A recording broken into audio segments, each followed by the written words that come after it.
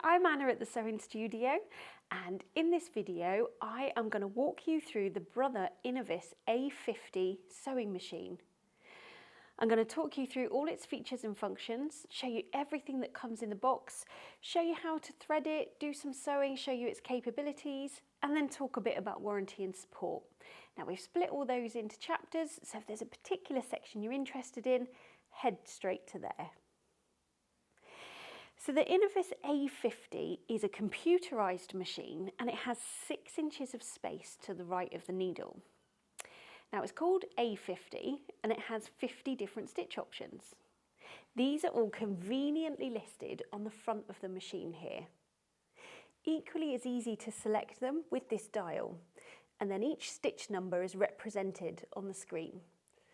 It does a one-step buttonhole, and you've got 5 different styles on there depending on the type of fabric that you're using. These buttons over here allow you to change the width and the length of the stitch, and the maximum stitch width is 7mm and the maximum stitch length is 5mm. Now, being computerised, it comes with a foot pedal, but that's not the only way to operate it. There is also a start-stop button here. And it has a speed control slider, so you can limit your speed and control that to get the best results with the projects that you're working on. You've also got your reversing stitch, a reinforcement stitch or locking stitch, and a needle up, needle down. And that can be programmed for when you stop sewing, whether you prefer to have the needle in your work or the needle raises. You can program that to whichever you prefer. The presser foot has an extra high lift so that you can get any thicker items under there. And the feed dogs can be lowered for any kind of free motion work. The bobbin is a drop-in bobbin, so it's nice and easy to load. And then you have the quick set feature here. Lay the thread in there and there's no need to draw up the bobbin thread. It's got a very easy one-action needle threader. And there's a little manual thread cutter on the side here just to cut your threads off when you finish sewing. If I pop this off, you've then got your free arm for sewing hems and cuffs, and then in the little table there's storage in there for all the feet and accessories that come with the machine. So what are they?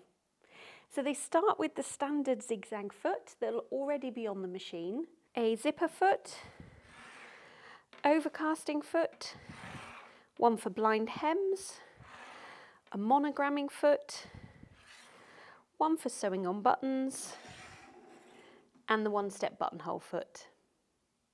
There's also a range of accessories, as well as an operation manual, your power lead foot control, and a dust cover. Now this machine weighs 6.5 kilos, so it is quite portable, and this just helps to keep it clean whilst you're out and about with it. So next, I'm going to show you how to thread it and do some sewing and show you its capabilities. So threading the top of the machine, everything is on a numbered path for you, and you've also got a diagram down here that shows you how to do it if you're not sure. So firstly, you want to take the cap off and then pop your spool, get in the middle on there and put the cap on the end. Take your thread off and then just follow each number. I know you can't see them, you're just going to have to trust me. So that's number 1, and then in behind number 2, down and around number 3, in the take-up lever number 4, down number 5, and then the last one just above the needle there, number 6. And then for the needle threader, you're just going up this little groove here, and then under number 7 is printed on there. There is a little click, you might not hear that, but there is one there. And then you can cut off the excess on the side there. And then for the needle threader, which is where we've just laid this thread in, I like to drop the presser foot to give it a bit more room. And then I'm just going to pull this lever down and up. And there's your loop. Pull that through and the needle's threaded. Super easy. So for your bobbin, just pull that to the right and take the cover off, and then the tail of thread goes to the left. Again, it is all arrowed here, and there is a diagram here if you're ever not sure.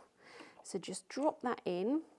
It's a good idea to pop your finger on it so you're threading under a bit of tension. and you want to go in under there, around, and then cut it off on the easy set, the quick set, and pop your cover back on. As I say, you don't need to draw up the bobbin thread at this point. You can just start sewing, but you can draw it up if you want to. And obviously there are some instances where you would want to. So when you first switch the machine on, it will default to stitch number 1, which is a standard straight stitch in the left position. And because it's computerized, it will default a length for you. So 2.5 is pretty standard for a straight stitch. You can obviously adjust that with this plus and minus here and just go up. Can you see that? Up or down.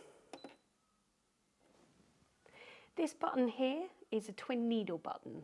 So there is an extra spool pin that slots in. So if you wanted to do any twin needle work, you could press that button and it's just a safety feature. It stops you accidentally choosing, say, a zigzag stitch, for instance, that's going to take the 2 needles too wide and it will hit the foot or the needle plate and break a needle. So let's sew out the standard straight stitch and I'll show you the different speeds that you can control.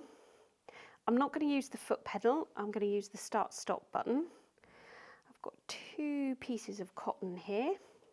So just pop them underneath, drop the presser foot. This button takes your needle down and then you can start sewing. To reverse, just keep your finger on the reverse button as far back as you want to go. It will then stop and you can come forward again. So that's the sew speed, which is really quite manageable. So up to midway. And then top speed. Just secure those and stop. Raise the needle, cut them off, and there's your standard straight stitch. That's the top and the underneath. This other button here, the locking stitch button, reinforcement button, whichever terminology you use, secures your stitches without the bulk of reversing. So it's up to you how many you want to do. Just keep pressing it. So 1, 2, 3 is usually a good amount. So just keep your finger on it for as many as you want to do. And then I'll just slow it back down a bit a minute. Carry on with your row of stitching. That will do 1 stitch and stop, and then you can just keep your finger on it to do a couple more. Raise the needle, cut the threads off, and then you can see how that's secured at the ends there. So you don't get the bulk when you're reversing over the stitches. And that's really good if you're doing something decorative or top stitching or something like that. This button also has a second function, which is a pattern end. So if you're sewing out one of the more decorative stitches, when you're nearing the end, you can press this button and it will complete a whole pattern before it stops sewing. So I'll show you what I mean. So down here, you've got like some leaves on a decorative pattern. So it's stitch number 44. So to navigate to that stitch, you're just turning this dial. You can do it with 1 finger or both, and you're just going right the way around until you get to number 44. And it's beeping every time to say beep, beep, beep, as in stitch, stitch, stitch. It's scrolling through, so you know that you're actually going somewhere, if you like. So let's stitch these out and I'll show you what I mean with this button.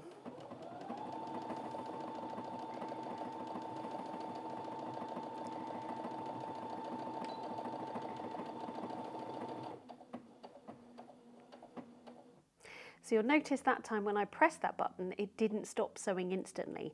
And that's because it was finishing the whole leaf pattern before it stopped sewing.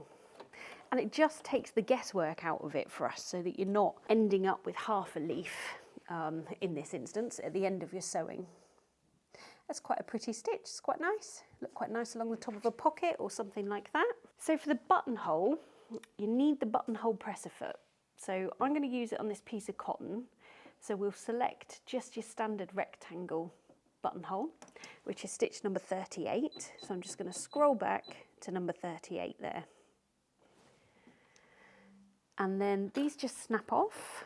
So just take that off. Oh, I haven't put the button in here yet. Right, so you want to slide this piece back and then pop your button in and clamp it back down.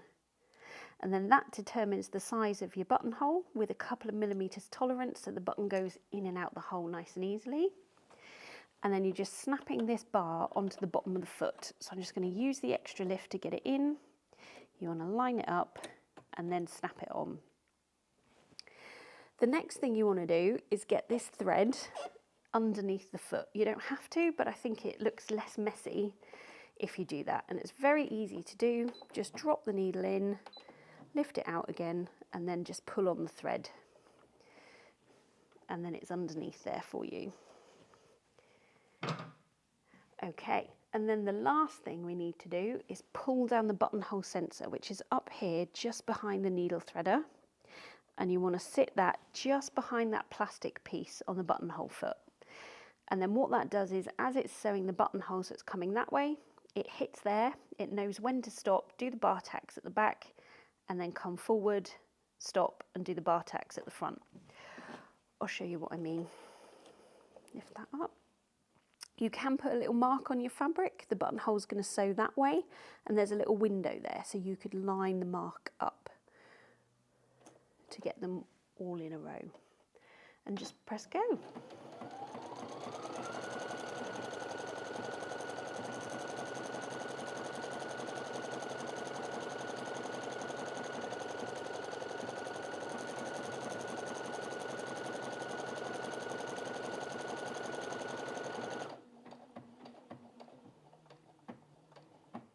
And that's it done.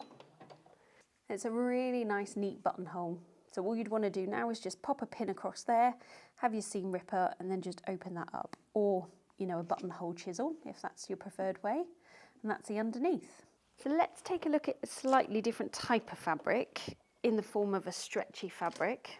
I'm going to take this needle out and pop in a jersey needle. And these are just standard needles with the flat bit at the back. And you just insert it as far as it'll go and do the screw up just as tight as you can. Needle threader in there, under there, cut off the excess, down and up. How easy is that? Look at it. Right, let's pop the standard foot back on. Pop my threads underneath. So I have got some stretchy t-shirt material here. In fact, it's an old t-shirt that we've cut up, and it's quite ribbed across the grain there. So I'm going to choose a lightning stitch for this fabric, which is stitch number 6. So I'm just going to go all the way back, whoops, too far, to number 6. I've got 3 pieces, being greedy.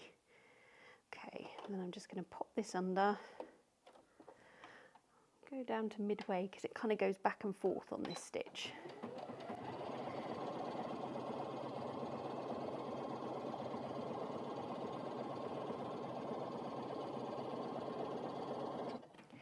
Just secure that. And that's done a really lovely job. It's sitting nice and flat and it's stretchy with the stitch. And the seam is nice and stretchy too. So in terms of thicker fabrics, I've got some denim. So I'm going to pop a jeans needle in. And we'll see what it's capable of. Needle threader. I'll never get tired of how easy that is. Drop that in. Put those to the back. Okay, so I've got some bits of denim here that we sell in the shop. So I'm just going to go through 2 layers first off. So I'm going to go back to the standard straight stitch. And because it's thicker than, say, the cotton and the jersey we've been using, I'm going to increase the stitch length slightly, just by 0.5 millimeter. And that will help to just keep the stitches on top of the fabric rather than them kind of puckering the fabric inwards.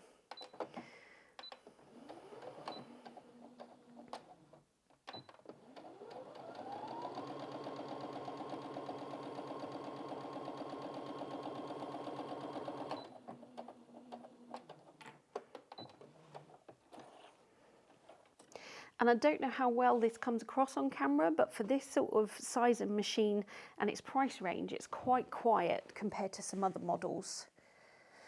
Lovely neat straight stitch on there. That's the top, that's the bottom, and it's nice and secure. So let's double that over and go through 4 layers. I'm not going to change anything else on the machine.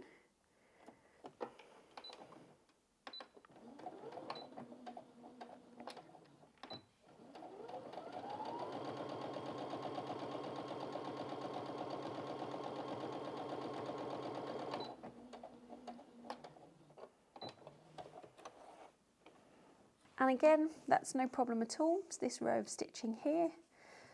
No skip stitches, very nice and neat. And it's still secure. So let's double it over once more, because this is quite a thin denim. So this will replicate more like 4 layers of kind of a standard denim. And this time I'm going to increase the stitch length again, just slightly, just 1/2 mil.